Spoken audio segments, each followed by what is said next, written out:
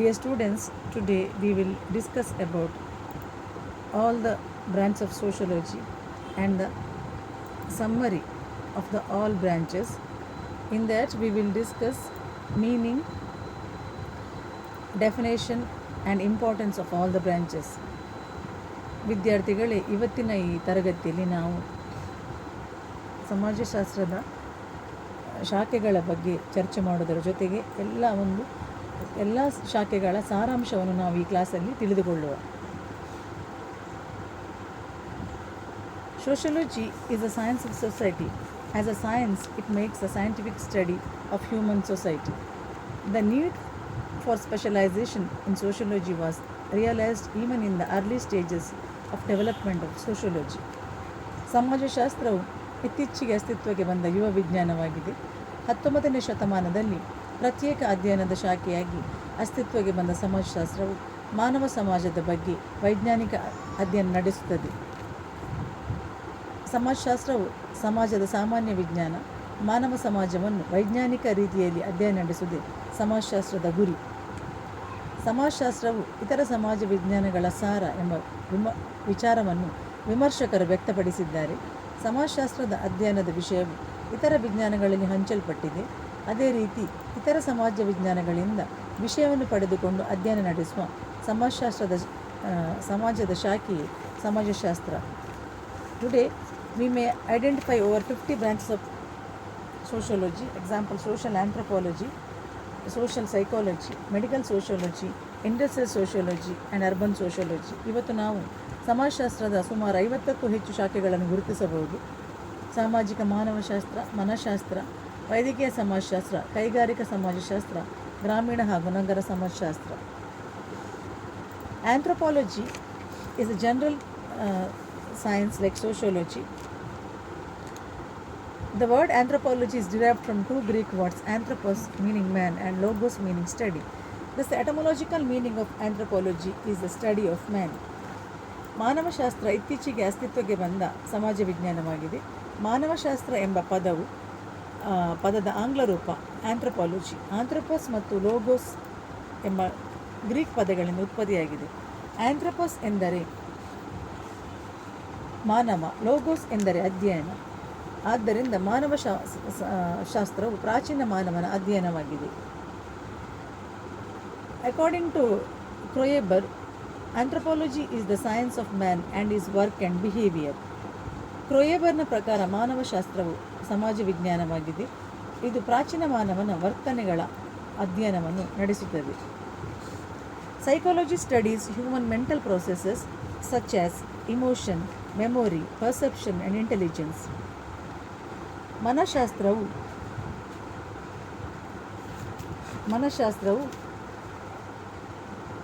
ಮಾನಸಿಕ ಸ್ಥಿತಿ, ಪ್ರವೃತ್ತಿ, ಅನುಕರಣೆ, ಮನೋಧರ್ಮ, ಪೂರ್ವಾಗ್ರಹ ಇವುಗಳ ಕುರಿತು ಅಧ್ಯಯನ ನಡೆಸುತ್ತದೆ.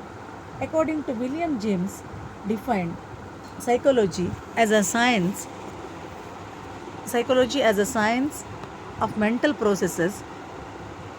In his view, psychology may be defined in terms of conscious states. William ಜೇಮ್ಸ್ನ ಪ್ರಕಾರ ಮನಃಶಾಸ್ತ್ರ ಎಂದರೆ ಮಾನಸಿಕ ಪ್ರಕ್ರಿಯೆಗಳ ವಿಜ್ಞಾನ ಎಂದು ವ್ಯಾಖ್ಯಾನಿಸಬಹುದು. ಅವರ ದೃಷ್ಟಿಯಲ್ಲಿ ಮನಃಶಾಸ್ತ್ರ ಎಂದರೆ ಪ್ರಜ್ಞಾಪೂರ್ವಕ ಸ್ಥಿತಿಗತಿಗಳ ಪ್ರಕಾರ ಎಂದು ಕೂಡ ವ್ಯಾಖ್ಯಾನಿಸಬಹುದು. Branches of sociology gained importance since Industrial Revolution in England, which took place in England in 18th century. This phenomena brought rapid changes in the social structure and the functions of the institution and social system. ಸಮಾಜಶಾಸ್ತ್ರದ ಶಾಖೆಯಾಗಿ ಔದ್ಯೋಗಿಕ ಸಮಾಜಶಾಸ್ತ್ರವು ಇತ್ತೀಚೆಗೆ ಅಸ್ತಿತ್ವಕ್ಕೆ ಬಂದ ಒಂದು ಸಮಾಜಶಾಸ್ತ್ರದ ಭಾಗವಾಗಿದೆ. 18ನೇ ಶತಮಾನದಲ್ಲಿ ಪ್ರಾರಂಭಗೊಂಡ ಔದ್ಯೋಗಿಕ ಕ್ರಾಂತಿಯು ಕೈಗಾರಿಕಾ ಮತ್ತು ಆರ್ಥಿಕ ಕ್ಷೇತ್ರದಲ್ಲಿ ಕ್ರಾಂತಿಕಾರಕ ಬದಲಾವಣೆಯ ಜೊತೆಗೆ ಸಾಮಾಜಿಕ ಜೀವನದಲ್ಲಿ ಪರಿವರ್ತನೆಗೆ ಕಾರಣವಾಗಿದೆ.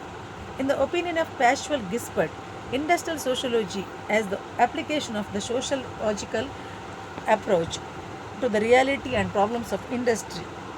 ಗಿಸ್ಬರ್ಟ್ನ ಪ್ರಕಾರ ಕೈಗಾರಿಕೆಗಳ ವಾಸ್ತವಿಕ ಸ್ಥಿತಿ, ಸಮಸ್ಯೆಗಳ ಅಧ್ಯಯನಕ್ಕೆ ಅಳವಡಿಸಿದ ಸಮಾಜಶಾಸ್ತ್ರೀಯ ದೃಷ್ಟಿಕೋನದ ವಿಭಾಗವೇ ಕೈಗಾರಿಕಾ ಸಮಾಜಶಾಸ್ತ್ರ.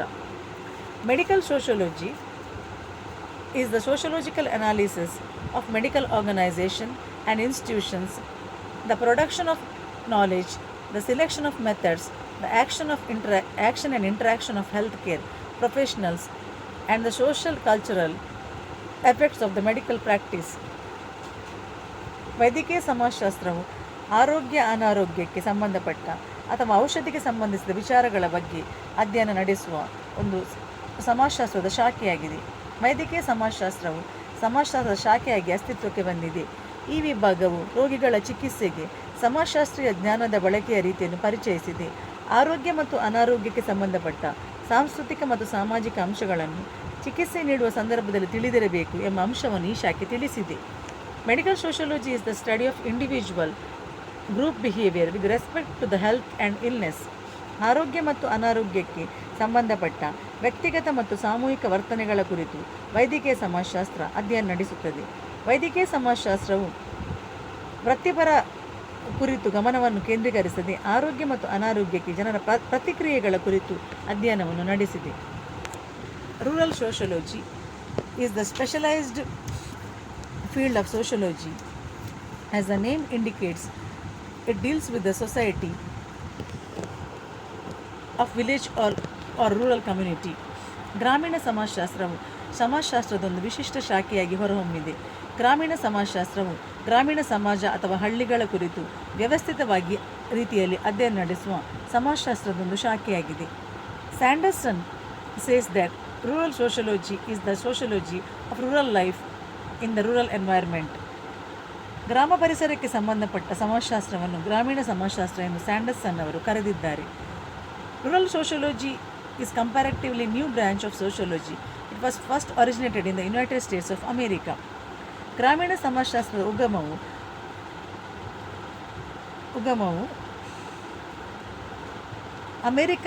ಯುನೈಟೆಡ್ ಸ್ಟೇಟ್ಸ್ ಆಫ್ ಅಮೆರಿಕದಲ್ಲಿ ಪ್ರಾರಂಭಗೊಂಡಿತು. Urban sociology is the sociological study of life and human interaction in metropolitan areas.